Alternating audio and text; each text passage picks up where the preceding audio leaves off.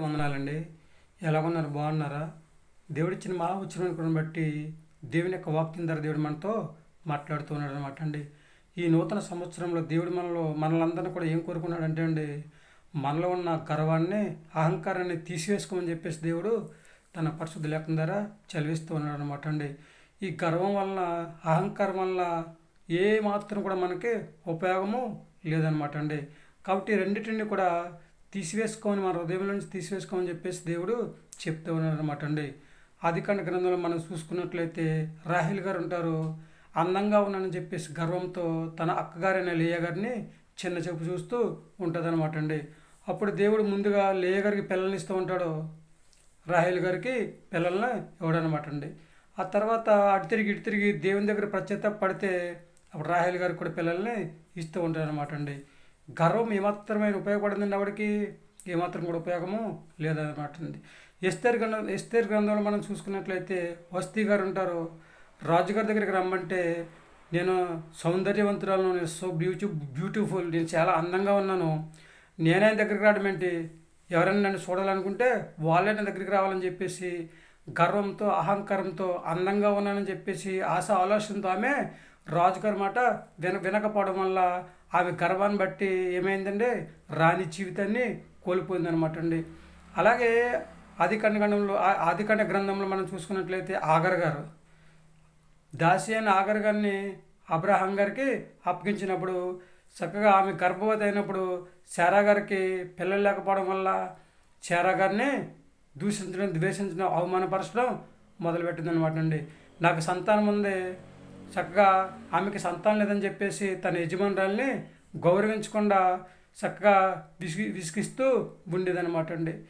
దానివల్ల ఏమైందంటే చక్కగా వెంటనే ఏమైందంటే శారా గారు అబ్రహాం గారితో ఆగర్ని అరణ్యంలో విడిచిపెట్టామని చెప్పేసి అన్నప్పుడు చక్కగా ఏమైందని ఇంటిలో నుండి గెంటి వేయపడ్డది ఆగర్ గారు. చూసారంటే అదే మంచిగా ఉంటే, గర్వంగా ఉండకుండా మంచిగా ఉంటే ఇంట్లోంచి గెంటి వేయపడుతుంది అనమాట అండి. అందుకే దేవుడు చెప్తూ ఉన్నాడండి, గర్వాన్ని, అహంకారాన్ని తీసివేసుకుని భూమి మీద హాయిగా జీవించమని చెప్పేసి దేవుడు చెప్తూ ఉన్నాడు అనమాట అండి. మనం కూడా దేవుడు ఇచ్చిన మహాఉచ్చిని బట్టి మనం కూడా కొన్ని సందర్భంలో గర్వపడుతూ ఉంటాం. వాళ్ళ మాట మనం వినేదేంటి అని చెప్పేసి మనము ఆలోచన కలిగి ఉంటాం అనమాట అండి. అలా ఉండకూడదు అనమాట అండి. అందరితో మర్యాదగా నడుచుకోవాలని చెప్పేసి బైబిల్ చెప్తూ ఉందన్నమాట అండి. కాబట్టి మనందరము కూడా గర్వాన్ని విడిచిపెట్టేసి, అహంకారాన్ని విడిచిపెట్టేసి, అసూయని విడిచిపెట్టేసి చక్కగా దేవుడి మాట విని ఆయన మాట ప్రకారం నడుచుకుని, ఎస్తేరు గారు చూడండి ఎలాగైతే తగ్గింపు జీవితాన్ని కలిగి ఉన్నారో, అందుకే ఎస్తేరు గారిని దేవుడు ఏం చేశాడంటే రాణిగా చేసినట్లుగా మనం చూస్తూ ఉన్నామండి. అదే వస్తీ గారు గర్వపడకుండా ఉంటే చక్కగా రాణి జీవితాన్ని కోల్పోయి ఉండేవారు కాదండి. అలాగే మనం కూడా దేవుని యొక్క మాట విని ఆయన మాట ప్రకారం నడుచుకుంటే మనం కూడా దేవుని యొక్క ఆశీర్వాదాన్ని కోల్పోకుండా దేవుడు మనల్ని ఆశీర్వదించి, దీవించి చక్కగా ఎక్కడ ఏ విధంగా సహాయం చేయాలో, ఎప్పుడు ఏ విధంగా మనల్ని మంచి ఆలోచన చేత నడిపించాలో, ఎలా మంచి మార్గంలో నడిపించాలో, మనం ఎలా అభివృద్ధి చేయాలో, ఎలా ఆశీర్వదించాలో దేవుడు చేస్తూ ఉంటాడు అనమాట అండి. Sisters and brothers, mothers and fathers, సహోదరులారా, మరి దేవుని మాట వింటారా? ఆయన మాట ప్రకారం నడుచుకుంటారండి. మీలో ఉన్న గర్వాన్ని తీసివేసుకుని, అహంకారాన్ని తీసివేసుకుని దేవుని మాట విని ఆయన మాట ప్రకారం నడుచుకోండి. తగ్గింపు జీవితాన్ని కలిగి ఉండండి. దేవుడు మనందరినీ కూడా హెచ్చించే యోగ్యతను మనకి దయచేస్తూ ఉన్నాడు అనమాట అండి. మరేమంటారు? వింటారా దేవుని మాట? విడిచిపెడతారా మీలో ఉన్న గర్వాన్ని, అహంకారాన్ని? మీ ఆలోచన మీదేనండి. మీ 100% దేవుడి మాట వింటామండి. మా అహంకారాన్ని, గర్వాన్ని విడిచిపెట్టి చక్కగా ఈ సంవత్సరం అంతా హాయిగా జీవించే యోగ్యతను సంపాదించుకునే స్థితిని కలిగి ఉండాలన్న ఆలోచన కలిగి ఉన్నామండి. 100% కూడా దేవుని మాట విని ఆయన మాట ప్రకారం నడుస్తూ ఉంటామని చెప్పేసి ఎవరైతే అంటారో వాళ్ళందరూ కూడా తల్ల వంచండి. చిన్న ప్రార్థన చేద్దాం. మహాపరిశుద్ధ పరలోకపు తండ్రి, నీ ఘనమైన పదం లెక్కలేని స్తుతిస్తుంది ప్రభావ. పరిశుద్ధ గ్రంథంలో తండ్రి స్తోత్రం ప్రభావ. గర్వపడడం వల్ల తండ్రి ప్రభావ, అహంకారం తండ్రి ప్రభావ పడడం వల్ల తండ్రి ఇస్తుంది ప్రభావ. అనేక ఆశీర్వాదాలు కోల్పోయిన వారు తండ్రి అనేక మంది ఉన్నారు తండ్రి. నీకు వందనాలు తండ్రి ఇస్తుంది ప్రభావ. అలాగే ప్రభావ నువ్వు ఇచ్చిన ఉచితమైన కుర్రను బట్టి గర్వాన్ని, అహంకారాన్ని తీసివేసుకుని తండ్రి ప్రభావ బిడ్డలందరూ ప్రభావ నీ మాట విని, నీ మాట ప్రకారం నడుచుకుని తండ్రి ప్రభావ తను ఇచ్చే ఆశీర్వాదాన్ని పొందుకునే యోగ్యతను దయచేయని ప్రార్థిస్తున్నాం ప్రభావ. గర్వము, అహంకారం వల్ల ఏమాత్రం కూడా ఉపయోగం లేదు తండ్రి. నీకు వందనాలు. తగ్గింపు జీవితాన్ని ప్రభావ కలిగి ఉండే యోగ్యత ప్రతి బిడ్డకిన దయచేయండి ప్రార్థిస్తున్నాం ప్రభావ. చిన్నలను పెద్దలను యవనస్తులను వృద్ధులను తండ్రి ప్రభావ చదువుకునే పిల్లలందరూ కూడా దీవించండి, ఆశీర్వదించండి తండ్రి. ఎవరికి కావాల్సిన సహా వారికి దయచేయమని ప్రార్థిస్తున్నాం ప్రభావ. నీకు వందనాలు.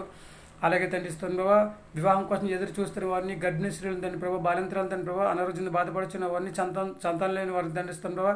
అలాగే తండ్రి నీ చిత్త ప్రకారం దండిస్తున్న ప్రభావ, చేతులు చేసుకుంటున్న వారిని తండ్రి ప్రభావ, వాహనాలు నడుపుతున్న వారిని తండ్రి, ఉద్యోగం చేస్తున్న వారిని, వ్యాపారం చేస్తున్న వారిని తండ్రి ప్రభావ, ప్రయాణం చేస్తున్న వారిని ప్రభావ, 1 by 1 అందరిని కూడా దీవించి ఆశీర్వదించి ప్రభావ. అందరూ ప్రభావ వాళ్ళ ఉన్న తండ్రి గర్వాన్ని, అహంకారాన్ని తీసుకుని తగ్గింపు జీవితాన్ని కలిగి తండ్రి స్తోత్రం ప్రభావ. తండ్రి చక్కగా నీ మాట విని నీ మాట ప్రకారం నడుచుకునే యోగ్యత ప్రతి ఒక్కరికైనా దయచేయమని, అందరికీ మంచి ఆరోగ్యం దయచేయమని, ఈ రాజ్య వారసులు జీవించే యోగ్యతను సంపాదించుకునే స్థితిని ప్రతి ఒక్కరికైనా దయచేయమని, ఈ నూతన సంవత్సరం అంతా హాయిగా జీవించే యోగ్యతను ప్రభావ దయచేయండి. మా ప్రార్థనలకు ఇచ్చండి, మా ప్రార్థన బలం దయచేయమని, మా కొరకు త్వరగా రాని యేసుక్రీస్తు ప్రవేశమైన నామములో వేడుకొంచున్నాం తండ్రి, ఆమేన్.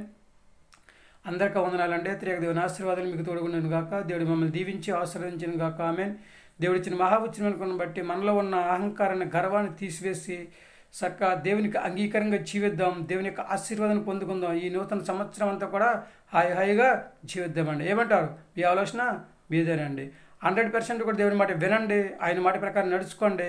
చక్కగా దేవుడు మనకి ఎప్పుడు ఎక్కడ ఎలా సహాయం చేయాలో, ఎప్పుడు ఎక్కడ ఎలా మంచి ఆలోచన ప్రకారం నడిపించాలో, ఎప్పుడు ఎక్కడ మనల్ని అందరినీ కూడా ఎలా అభివృద్ధి చేయాలో, మనందరికి మంచి ఆరోగ్యము దయచేయాలని చెప్పేసి దేవుడు ఆకాశాన్ని కొండరా చూస్తూ ఉన్నాడు కనుక మనలో ఉన్న అహంకారాన్ని, గర్వాన్ని విడిచిపెట్టేసి మంచి ఆరోగ్యం కలిగి ఉండి ఆయన రాజ్యవారసులు జీవించే యోగ్యతను సంపాదించుకుని ఈ నూతన సంవత్సరం అంతా కూడా హాయిగా జీవించే యోగ్యతను కలిగి ఉందామండి.